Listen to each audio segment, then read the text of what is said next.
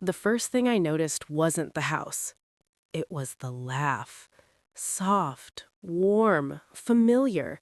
His laugh. The same one he used when we watched dumb sitcoms at 2 a.m. The same one he used when he proposed to me on the balcony with cheap champagne and shaking hands. That laugh. Coming from a place it didn't belong. I stood across the street, half hidden behind a dying maple tree, rain dripping through my hair and sliding down the back of my neck. My phone screen glowed in my palm, showing the GPS dot I had been following for 20 minutes. His car, parked right outside this house. A small, two-story suburban place, white walls, yellow porch light, flower pots near the door. Normal. Painfully normal. The kind of house you drive past without ever looking twice. But he was inside at 9:47 p.m. when he had texted me 30 minutes ago, "Late meeting. Don't wait up. Love you." I read that message again. My thumb hovered over the heart emoji he'd sent. For 6 years, that little red heart had meant safety. Tonight, it felt like a joke. Through the living room window, I could see silhouettes moving. I told myself I was being crazy, paranoid, dramatic. Maybe it really was a meeting. Maybe a coworker lived here. Maybe I'd laugh about this later and hate myself for doubting him. But my feet didn't move. Something in my chest wouldn't let me leave. Then the curtain shifted, and I saw him, clear as day. Daniel, my husband, not in his office clothes, not in his stiff business suit. He was wearing jeans and that old gray sweater I bought him years ago, the home sweater, the one he only wore when he was relaxed, comfortable, safe. He wasn't working. He was living inside someone else's house. I stepped closer without realizing it, my shoes soaked through instantly. The window fogged slightly from the warm air inside. And then, a woman walked into frame. Mid-30s, long dark hair tied back, wearing leggings and an oversized shirt like she belonged there, like she'd lived there forever. She handed him a plate. He smiled at her. Not polite, not distant. Soft, intimate. The kind of smile you don't even know you're giving. The kind you only give someone you love. My stomach dropped so fast I thought I might actually faint. "No," I whispered, like saying it out loud could change reality. But reality didn't care what I wanted. She leaned down and kissed his cheek. Casual, automatic, like muscle memory, like they'd done it 10,000 times. My fingers tightened around my phone. My first stupid thought was, maybe she's his cousin. Yeah, a cousin who kisses him like that? I almost laughed at myself. Then, two kids ran into the room. A little boy, maybe 7, a girl a few years younger. They crashed into him at full speed. Dad! Dad! Not uncle, not mister. Dad!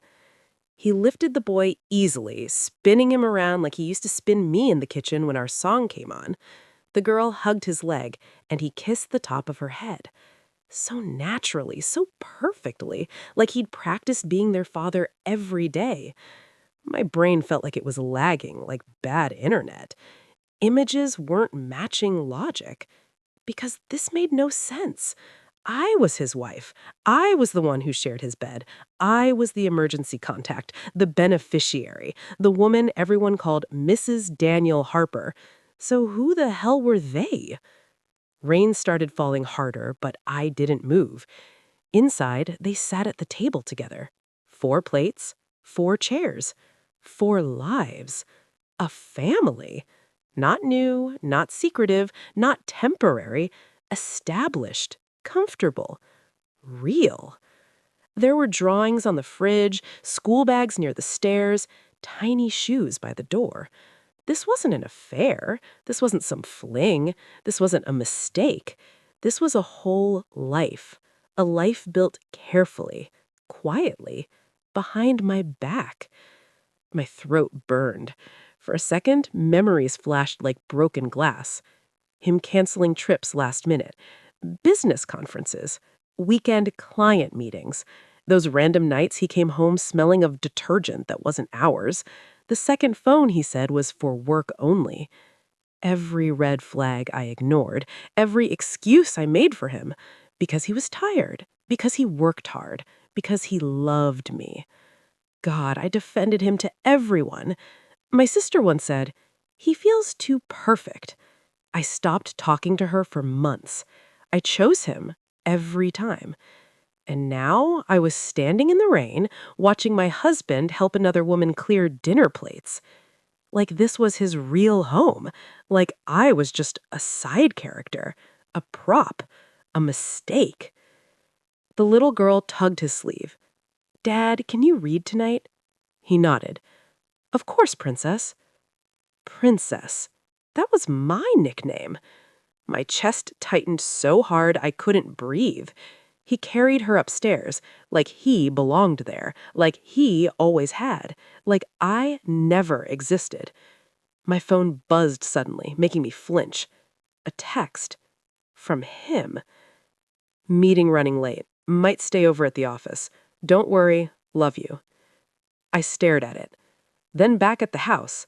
Back at the warm lights. Back at the shadows moving behind the curtains.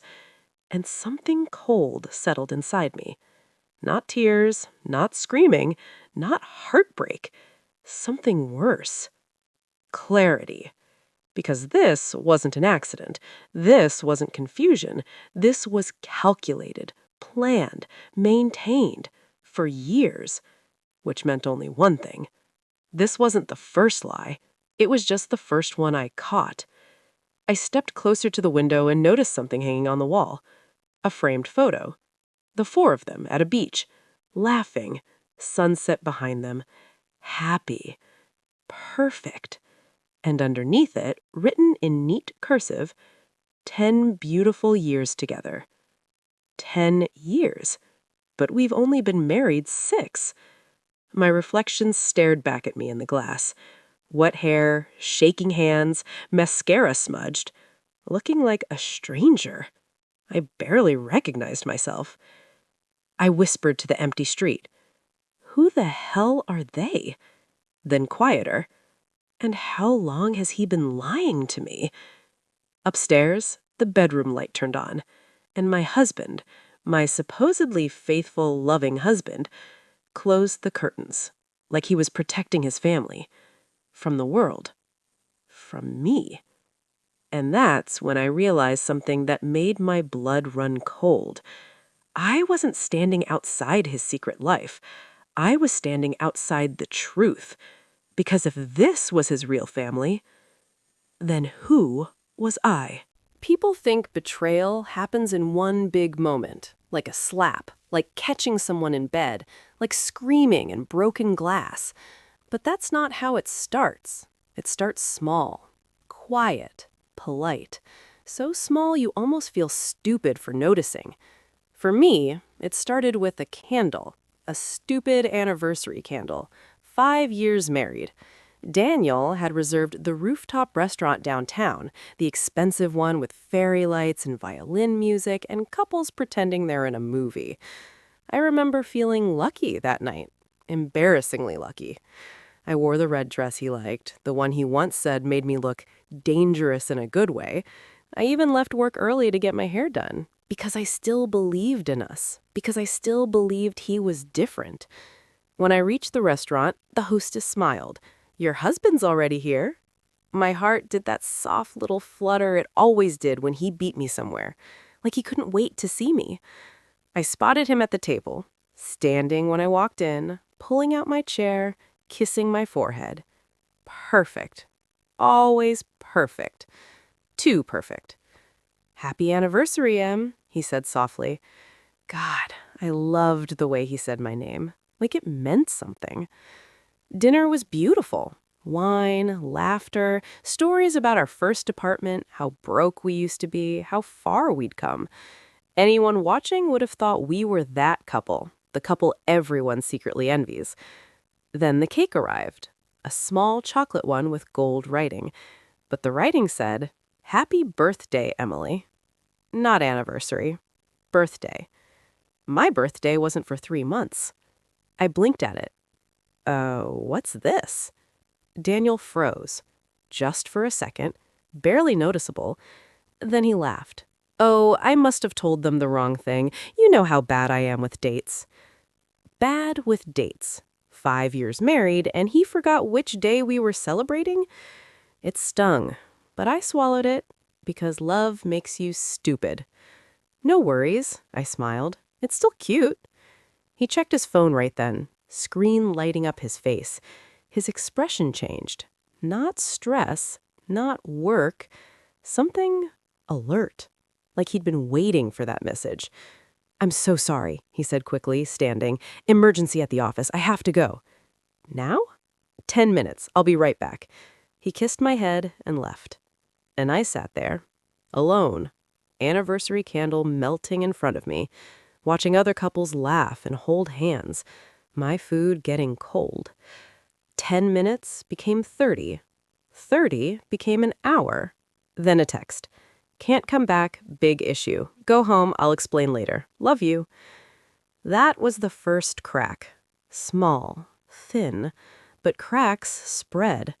After that night, little things started bothering me. Tiny stuff. The kind you almost feel embarrassed to question. Like receipts. Random grocery store charges in neighborhoods we never visited. Kids' cereal brands we never bought. Toy store payments. Once I found glitter on the back seat of his car. We didn't have kids. Who the hell leaves glitter? When I asked, he smiled. Probably from a client's kid, relaxed detective. He always joked like that. Like my questions were cute. Like I was overthinking. And slowly, I started doubting myself instead of him. Classic. Looking back, it was manipulation 101. He'd say, "You worry too much. You're imagining things. You should stop watching crime shows." And every time, I'd apologize. Apologize for suspecting my own husband. God, I hate that version of me. But the part that hurt most wasn't the lies. It was what I gave up for him. I had a career, a real one, financial auditing. Long hours, sure, but I was good at it. Numbers made sense. Spreadsheets didn't lie. Daniel used to say, "You work too hard, let me take care of you." It sounded romantic back then, safe. So when he suggested I quit, "Take a break, Em, travel, enjoy life, I earn enough for both of us," I said yes.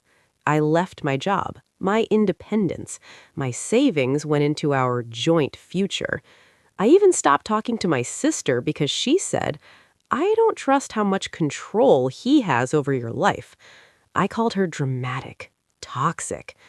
I chose him every single time. The night everything changed was random, boring even.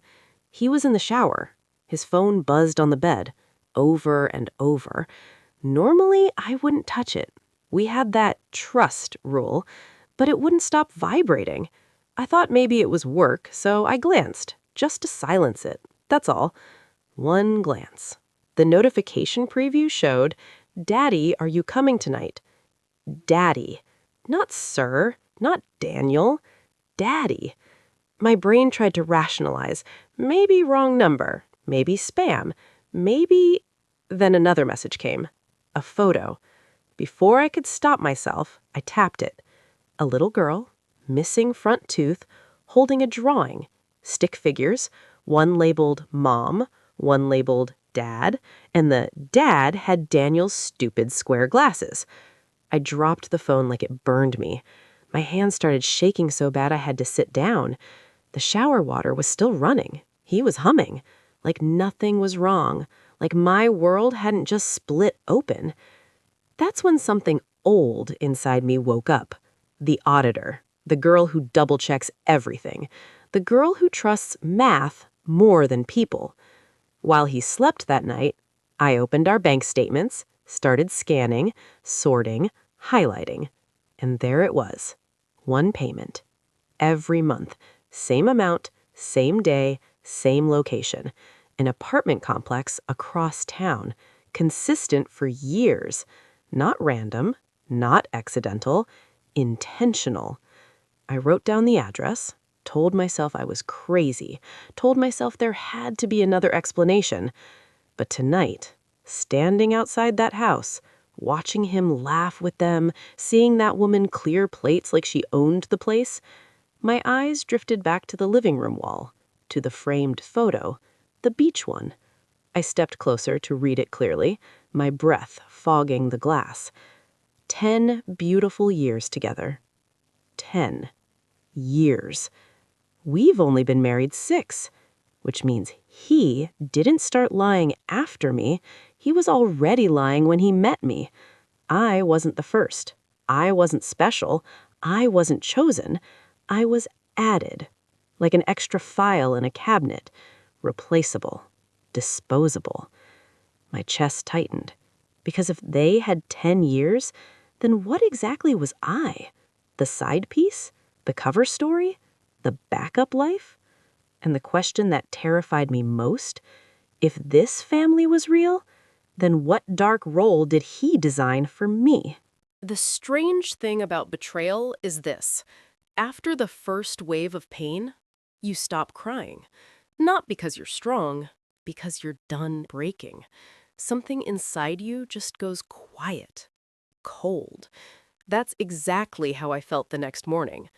Empty, like someone had vacuumed out all the love and left only air.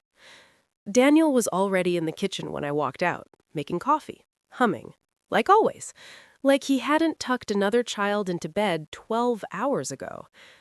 "Morning, Em," he smiled. "Sleep okay?" I stared at him. Really stared. At the same face I'd kissed 1,000 times. And for the first time, he looked like a stranger wearing my husband's skin. "Yeah," I said softly. "Fine." I even smiled, because that's what he expected. And suddenly I understood something very clearly. If I confronted him now, I'd lose. He was too calm, too practiced, too good at lying. He'd twist it, gaslight me, make me look crazy. No, if I wanted the truth, I had to play dumb. So I did. And God, I was good at it. For the next few days, I became the perfect wife. I cooked. I laughed at his jokes. I asked about his meetings. I even kissed him goodbye at the door, while memorizing everything. The time he left, the time he came back, what he wore, what he carried.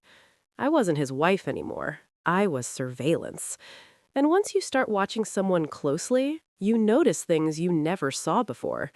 Like how he always stepped outside to take calls, how he angled his phone away from me, how he changed passwords suddenly, how he flinched when I casually said, "Maybe we should review our finances together sometime."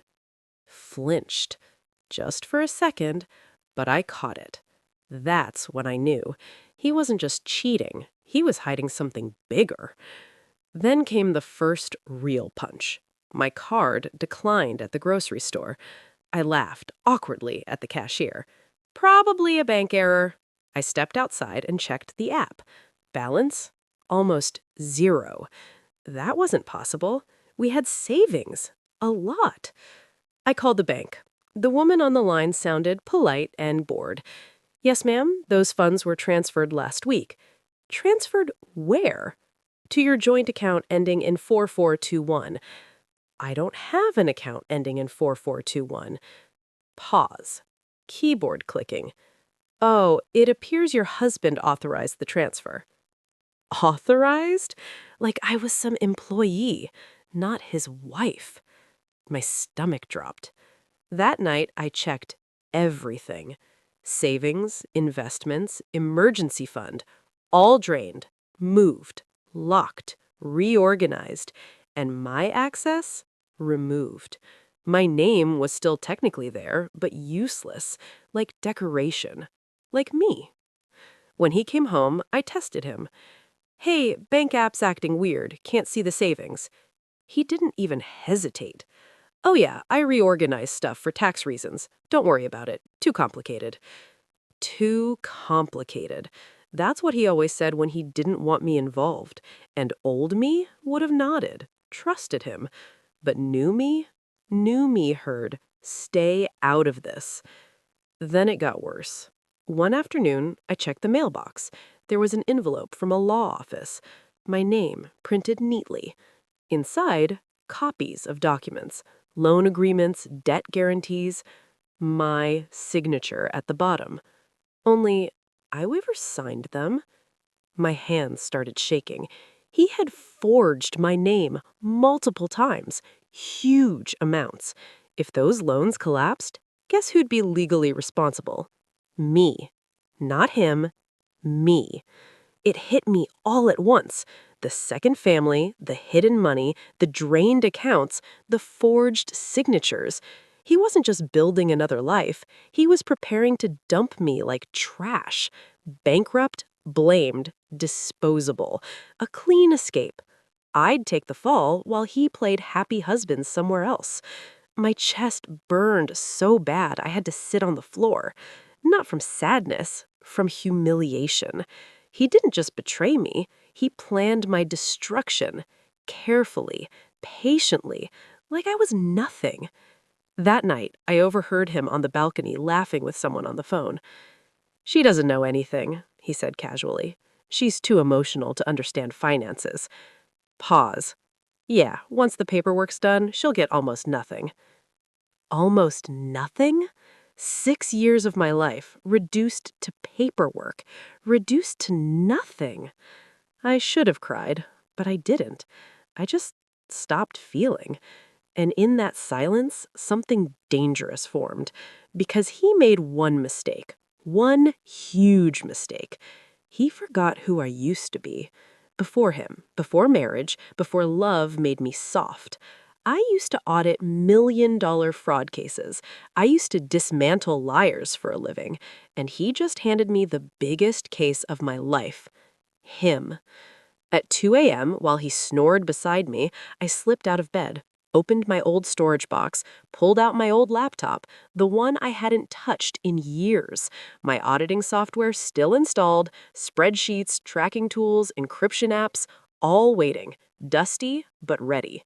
The screen glowed in the dark room, cold blue light. I cracked my knuckles, heart steady, mind clear. If he wanted to erase me, fine. But first, I was going to dig. And if there was one thing I knew for sure, no one hides money perfectly.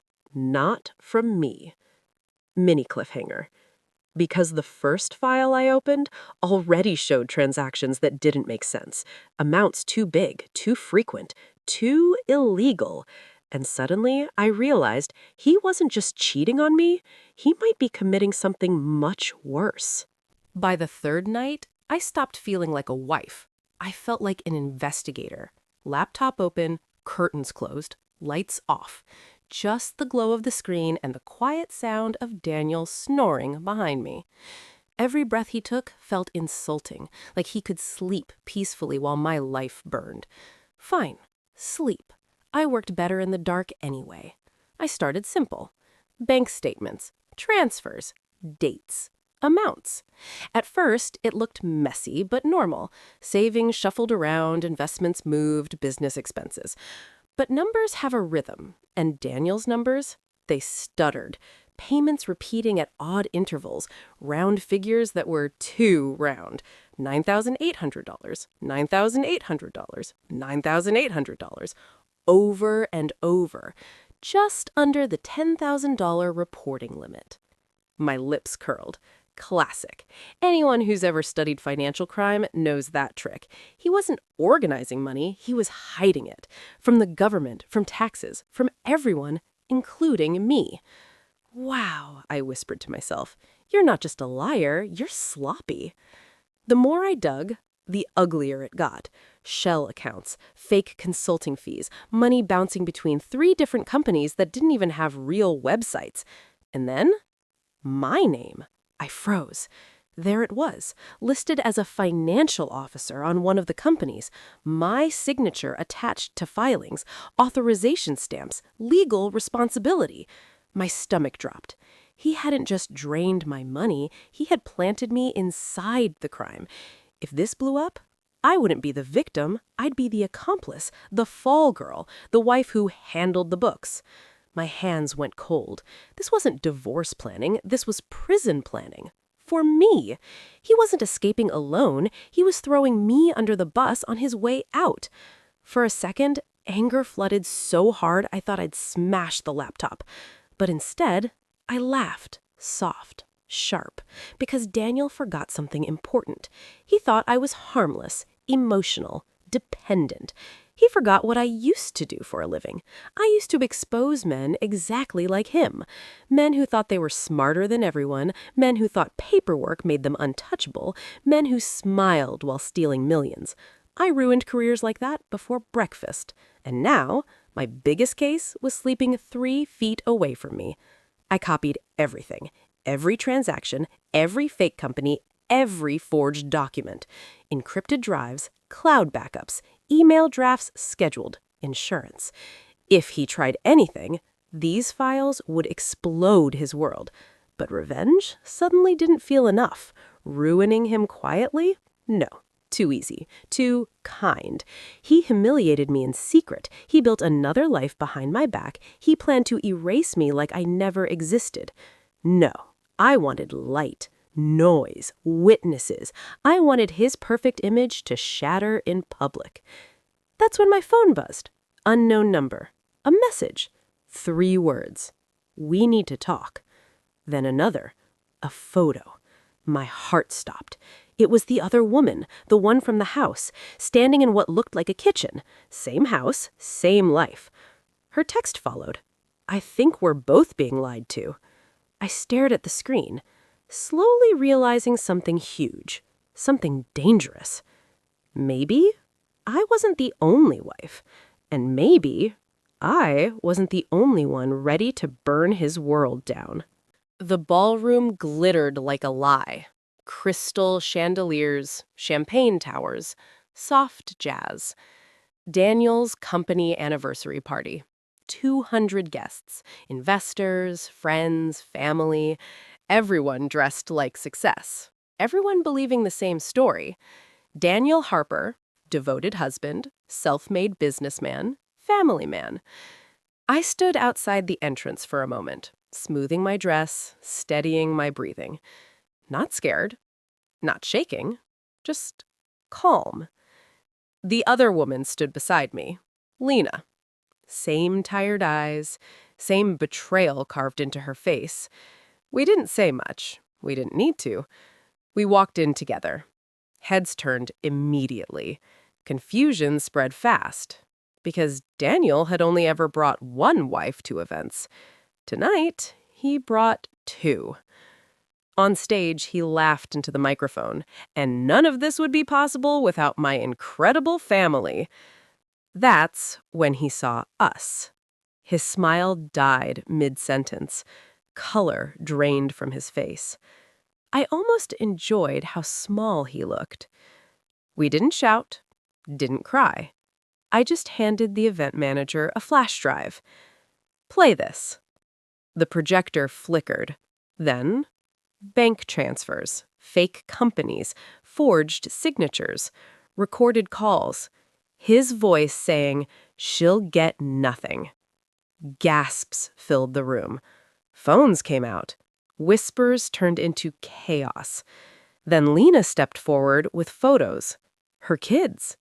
Birth certificates, marriage documents, dates overlapping mine. "Ask him," she said loudly, "which wife is real?" Silence crushed the air. Daniel rushed towards us, hissing, "What are you doing?" I looked him straight in the eye. Calm, cold. Correcting a mistake. Sirens echoed outside. Someone had already called the police. Investors backed away like he was contagious. His empire collapsed in real time. And for the first time since I met him, he looked afraid. Months later, everything was quiet. Divorce finalized, assets frozen, fraud charges pending. I moved into a small apartment across town. got my old auditing job back. Simple, peaceful, mine. Then one night, Lena called. Her voice was hesitant. "There's something you should see." She sent a folder. Old records, old cities, old marriages, different women, different kids, different years, same pattern, same lies, same Daniel. My stomach twisted. I wasn't the second family, or the third. I was number 5. Maybe more. He hadn't been building lives. He'd been collecting them, replacing us like expired contracts. For decades. Which means, if I hadn't fought back, I wouldn't have just lost money. I would have disappeared, like the others probably did. I closed my laptop slowly, staring out the window at the dark sky. People think monsters look scary. They don't. Sometimes they look exactly like your husband. And sometimes the only way to survive them is to become their worst nightmare.